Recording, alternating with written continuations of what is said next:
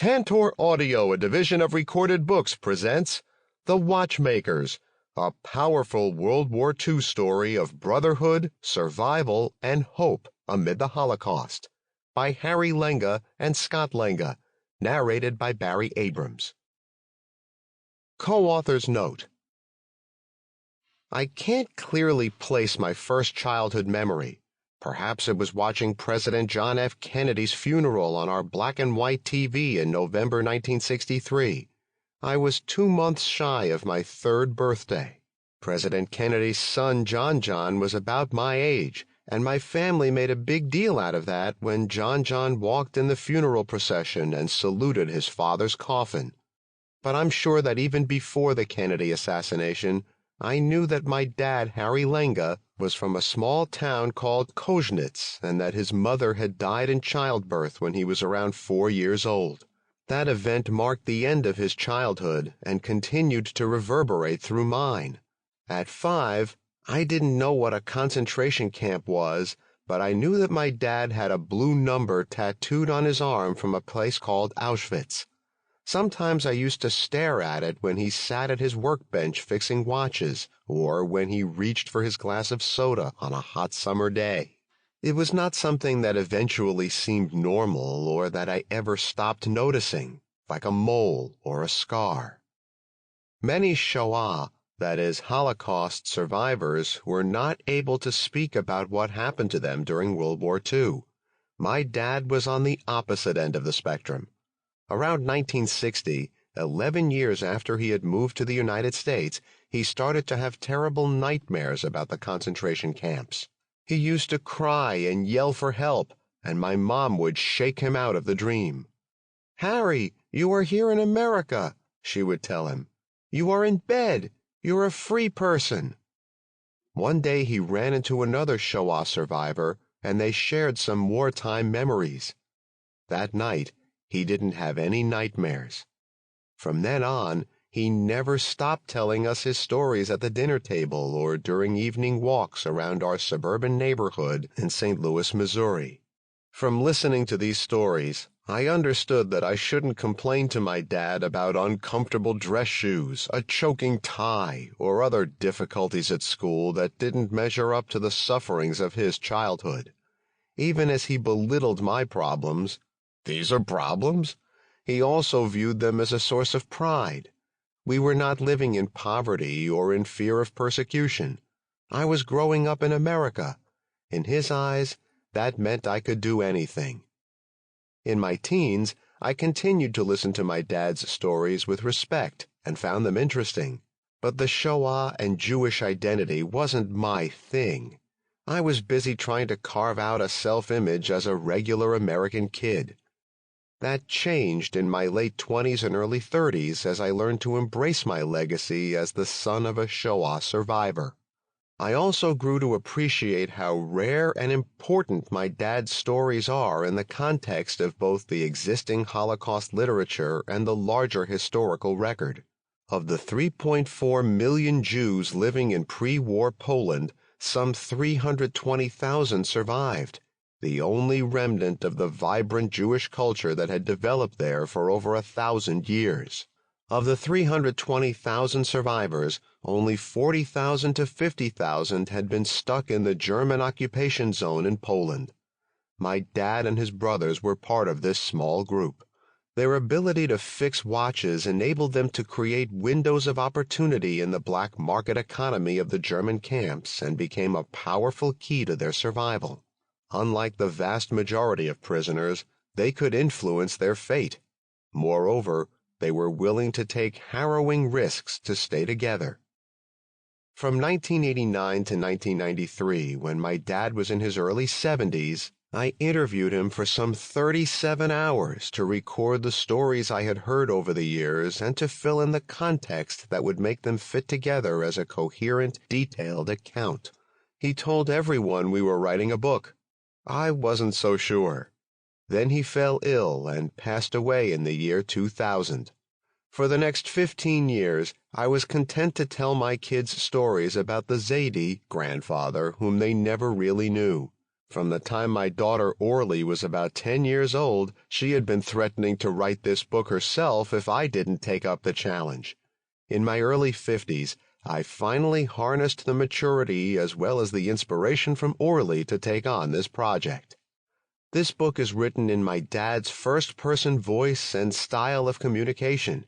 It is the voice of a father telling his extraordinary life story to his son. Filtering his interviews through my narrative voice would have diluted the graphic passion of his will to survive. The deeper messages couched in his simple, unadorned language would have been lost. The process of translating his Yiddish English from the interview transcripts and editing this book in my dad's first-person voice injects an aspect of editorial license that a ghostwriter would normally employ. Sadly, my dad was not available to confirm the final text, but the stories are his alone. Considerable effort was made to remain true to my dad's account of his upbringing in a Chassidic family of watchmakers in the 1920s and 1930s, and how he and his brothers managed to survive the years of fury in German-occupied Poland and Austria, 1939 to 45. Every Shoah survivor faces the question, why was I the one to survive? My dad could not answer the why, but he spoke very clearly about the decisions that somehow enabled him to survive another day. In my dad's estimation, the emotional and spiritual tools that he activated in the Shoah were no less important than his watchmaking tools. He spoke of hope and optimism as indispensable. We worked hard to keep hope in our minds and not to become meshuggah, and the more you talked yourself into it, the more you believed in that hope. If a hungry person believes that he'll find something to eat later, he can last longer. If he thinks, it's pointless and I won't survive, he dies faster. I saw it happen many times. Pessimism is a terrible sickness. You destroy yourself. You have to have optimism all the time. My dad's ability to marshal these qualities in the most extreme circumstances remains a complete mystery to me. The stuff of miracles at a time when the desperate cries of millions were met with silence and cruel abandon from God and their fellow men. All the more so because when I was growing up in America, my dad seemed quite ordinary, and I never knew him to be particularly hopeful or optimistic. This book shines a light on daily life in dark times that only got darker, and on how a regular kid discovered his survival instinct and the hidden resources within himself to face the test. Scott Lenga. Chapter 1. Childhood in the Chassidic town of Kozhnitz, 1919 to 1930. Here in America, even my brother calls me Harry. I named myself after President Harry Truman when my ship arrived in New Orleans in 1949. It was an identity that the Americans would understand. A new life. I was 30 at the time, and World War II had ended several years before. The world of my childhood, the Jewish world of Poland, had been severed from the physical world. A phantom limb. I was born Yechiel ben Zion, Chiel for short, in a small town in the Polish countryside about 80 kilometers southeast of Warsaw. The Jews called it Kozhnitz. All of the Polish towns had separate Yiddish names. At that time in 1919, the total population was just under 7,000, of which more than half were Jews. My father, Mikhail Lenga, was a watchmaker from Warsaw who moved to Kozhnitz as a young man because he was a devoted follower of the Kozhnitzer sect of Chassidim. He told me that his great-great-great-grandmother had been betrothed and perhaps briefly married to the great Chassidic Rebbe known as the Maggid of Kozhnitz, 1733 to 1814. For a young man new to the town and looking to marry, even this tenuous family connection to the great Maggid increased his prospects for a good match. My mother came from a well-known Chassidic family in Kozhnitz. Her maiden name was Malka Rela Wildenberg. There was family lore that her great-great-grandfather, Leiser Yitzchak Wildenberg, almost became the second Rebbe of the Gerer Chassidim. Well, that's not so important to me anymore. In my childhood years, it was important because I was real religious, and this yichus, noble ancestry, conferred status in our community. I believed that a Chassidic Rebbe was the closest to God. Now I believe that a Rebbe may be more educated, but a simple man can sometimes be closer to God than a Rebbe. My parents married in 1910 and used the money from my mother's dowry to open a jewelry store in Kozhnitz and rent an apartment above the store. In 1913, my oldest brother was born. They named him Yitzchak, Itchala for short. When World War I broke out a year later, Kozhnitz was gripped with fear that the German army would destroy the town on its march through Poland to attack Russia, so my parents fled to Radom, about 40 kilometers to the southeast. Before they left, my father took all the merchandise from the store and the furniture from their apartment to a neighbor's basement for safekeeping. The German army did occupy Kozhnitz in World War I, but they did not destroy or plunder anything in the town. There was no danger to the Jews or other locals. When my parents heard the good news, they returned to German-occupied Kozhnitz with the baby after just a few weeks, only to find that all their possessions had been stolen by local thieves, even the furniture. On top of that, they had to move out of the apartment they were renting. The landlord needed it back for his daughter, who had gotten married, though he did agree to let my parents live in the small room at the back of the store until the war was over. That room had a stove to burn coal or wood, a sink, and 3 beds. There was no running water, but that was normal. Small Polish towns like Kozhnitz didn't have running water in those days. There was a Wasserträger, water carrier, who carried a pole across his shoulders with a bucket on each side, and we would pay him 3 or 4 groschen, a coin worth 0.01 zloty, each time he brought us 2 buckets of water from the well. By the time my little brother Moishe was born, 8 years later in 1922, we were a family of 7, and we were still living in the back room of that store. That single burglary in World War I drove our family into a cycle of poverty from which we never recovered. Perhaps it would have been different if we hadn't lost our mother. It was the winter of 1924, and my mother was about to have another baby. She started to experience labor pains one Thursday afternoon and went to her mother's, my Bubische Fege's house, for the birth, just as she had with the rest of us. They called the midwife and sent the 5 of us children to stay at my Uncle Fischel's home. Thursday passed. Then Friday, Saturday, and Sunday. The baby didn't come. There was no doctor with them, and the midwife probably didn't know what to do. I'll never forget that Sunday night, when my mother called us in to see her. Moishela, our older sister Hanala, and I were dressed up, but our mother was in her pajamas.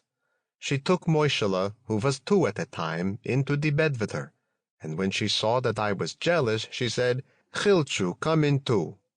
She shared with me the soup she was eating. Then she put a piece of cake on her stomach and asked if I could make it disappear. She looked away when I grabbed it and pretended to be surprised when it was gone.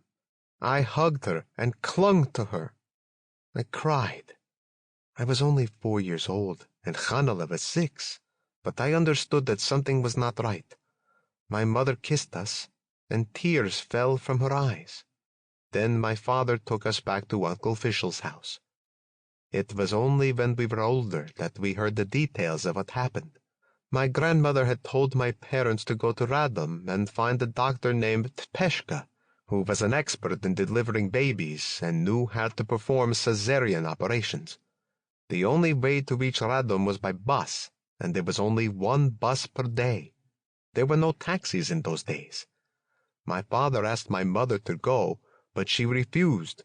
She had already been in labor for 72 hours. It wore her out too much. They waited another day, and on Monday morning, my mother said, "I cannot stand it anymore. I don't care what you do. Try to get the baby. Try to get the baby." So my father decided to call the only doctor in our town. He was a new doctor, a young man who had just finished medical school, but there was no other option at that point. The doctor said the baby had a big head, so it couldn't fit through the birth canal, and he suggested we sacrifice the baby to save my mother's life.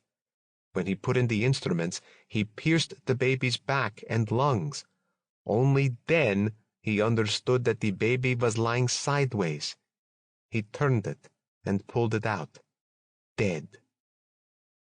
Maybe from that alone my mother couldn't bear to live. She called to my father, "Michael, I'm dying. I can tell. I'm in terrible pain." She didn't get sedatives or anesthesia.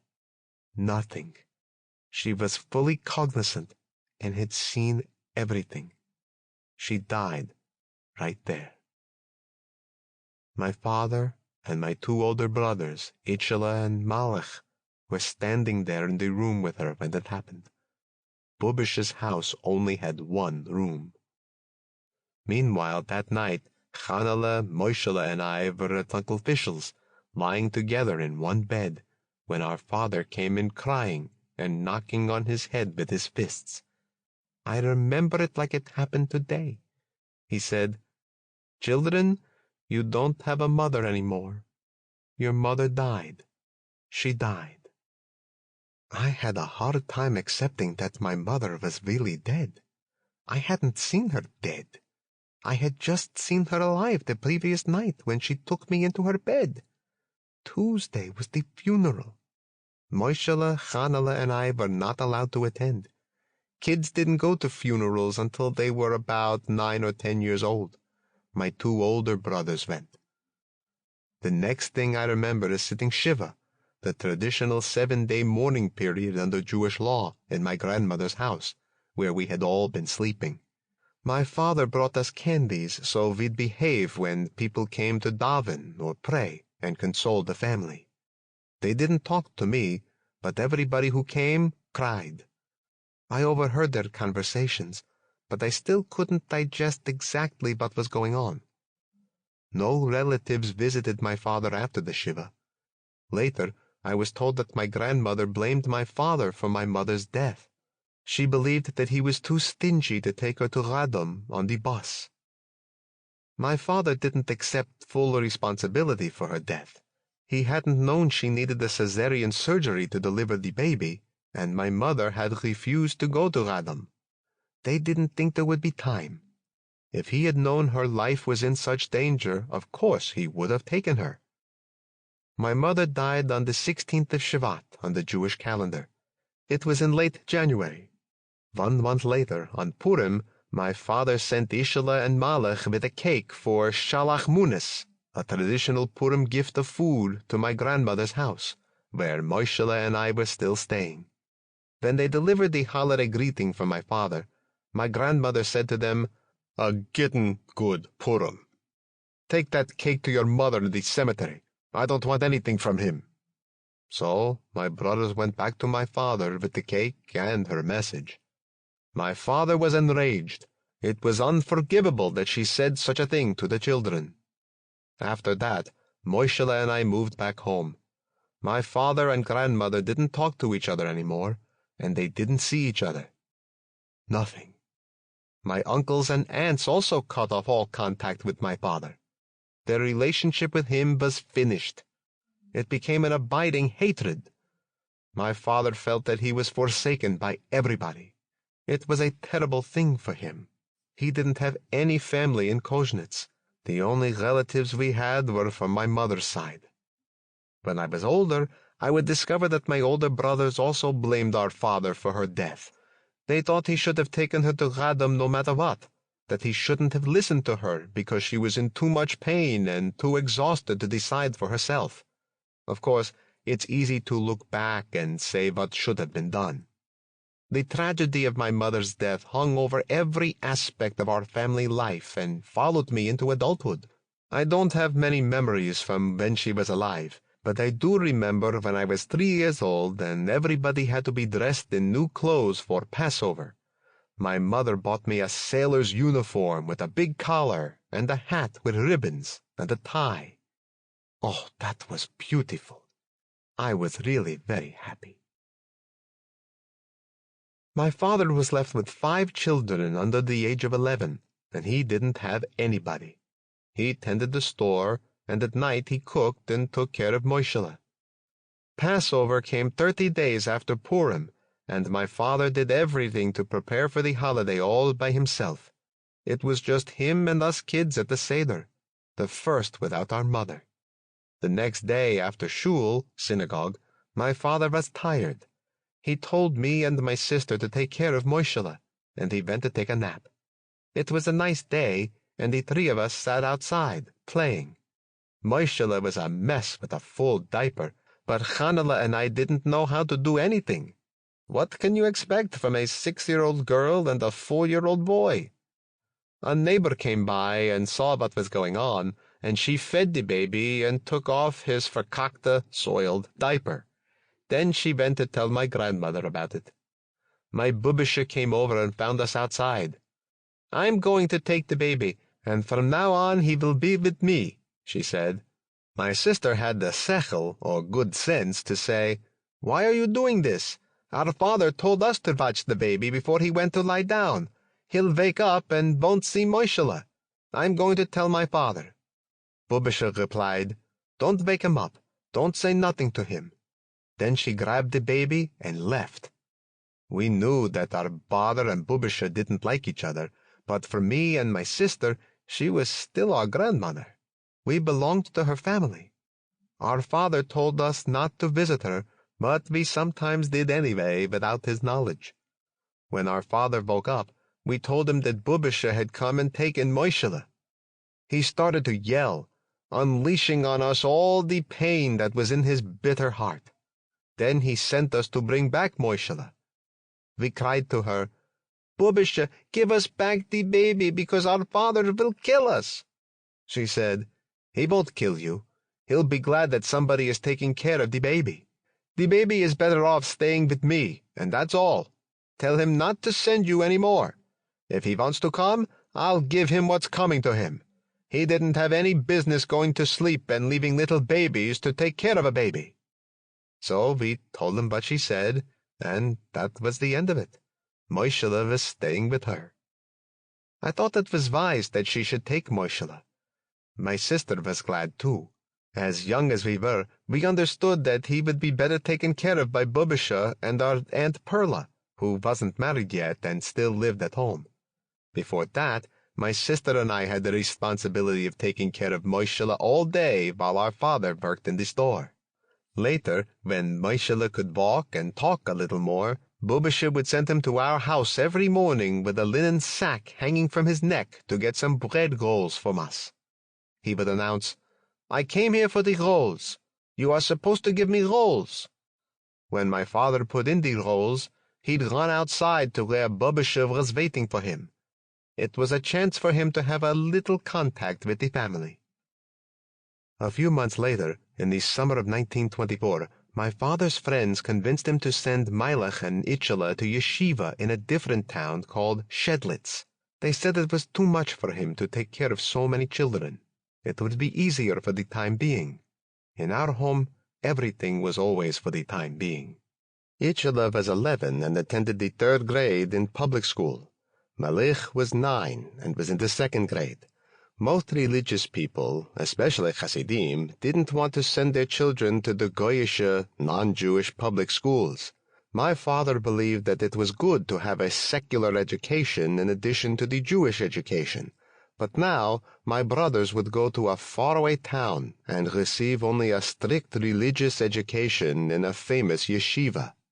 They cried. The yeshiva found a different family to host them for a meal every day as charity, and they slept on a bench in the Beis Medrash, the study hall. That's how it was for poor kids in yeshiva. After a while, fewer families were giving them meals, and my brothers had to search for food themselves. They didn't have any money. Itchela and Mailekh would come home for the high holidays in the autumn, for Rosh Hashanah, Yom Kippur, and Sukkot, and sometimes for Passover in the spring. That was it. Thrice a year. I cried when they told me about the misery they endured in that yeshiva. When I was 3 years old and my mother was still alive, I started cheder to learn Hebrew and religious subjects. The word cheder literally means room in Hebrew. That's exactly what it was, schooling in the main kitchen dining room of the teacher's apartment. While we studied, his wife watched their younger kids play on the floor, and their baby lay in the crib. When my father first took me to cheder, I was scared to death. My brothers had told me how the teachers discipline you to study all the time and beat you if you don't behave. My father never asked me if I was scared, and I was afraid to tell him. It was not something you discussed with adults. So while for him it was a happy day, he brought a candy for every child in the room. The first thing I wanted to learn was the size of the teacher's whip. The teacher was strict, and the wooden handle on his whip had strips of leather connected to it that were long enough to strike a child sitting at the other end of the table. Most of the time, though, he'd miss, maybe intentionally. I don't remember him ever actually hitting me or anyone else with that whip. The first thing they taught us was to recite the Shema so we could pray. When the woman gave birth, they used to bring our class of 3- and 4-year-olds to her house to chant the Shema for the mother and baby. That was supposed to bring good luck and protection against any demons that could be lingering in their house. We looked forward to that ritual. They would give us candies. We also learned the Hebrew letters and vowel sounds. We used to sing a folk song called Oifen Pripetchik about learning the Aleph Beis. It is translated as follows. On the hearth a fire burns, and in the house it is warm. The rabbi is teaching little children the Aleph Beis. See, children, remember, dear ones, what you learn here, repeat and repeat yet again. Kometz, Aleph, all. Don't be afraid. Every beginning is hard. Lucky is the one who has learned Torah. What more does a person need? When you grow older, children, you will understand by yourselves how many tears lie in these letters, and how much lament. When you children will bear the exile, and will be exhausted, may you derive strength from these letters. Look in at them. If it was raining or cold, some mothers brought their children a little late or let them stay home. The mothers were caring and loving and liked to comfort their children. I didn't have that privilege after my mother died, so in my eyes those children were spoiled. At 5, we could read Hebrew and graduated to the next class with a different rabbi. I liked him. He taught us to read and interpret Chumash, the 5 books of Moses. I especially liked his wife, the Rebbetzin. She would give me food that the other children did not finish. I didn't want to accept it at first, but she was very discreet and didn't do it in front of the others. She treated me with rachmunis, compassion, because I didn't have a mother. By that time, I had payas, or side locks, hanging below my cheeks, and wore a long black Chassidic coat with a little round cap. I felt proud to be dressed like a little Jew. I had advanced to be a mensch. Not all of the kids dressed that way. There were a lot of Jews in our city who weren't Chassidic, but we all attended the same cheders. Even the parents who weren't religious put their kids to cheder to get a Jewish education in the early years. I was the best student in the class, and the rabbi taught me a speech to give at a celebration for a rich kid from the cheder whose family owned a candy factory. I did such a good job, but I left right away after I finished delivering the speech. Apparently, they had looked for me and expected that I would stay for the meal. Oy, was I angry at myself. They served the best meal, and I could have used it. I was only 5. Anyway, that speech made me famous in Kozhnitz. Whoever was at that party would call me into their store and ask me to recite that speech. In the beginning, I did it for the honor, But then I got smart and asked for 5 groschen. They paid me, so I had money to buy candies. Later, I raised my price. I saw it was a good business. Sample complete. Ready to continue?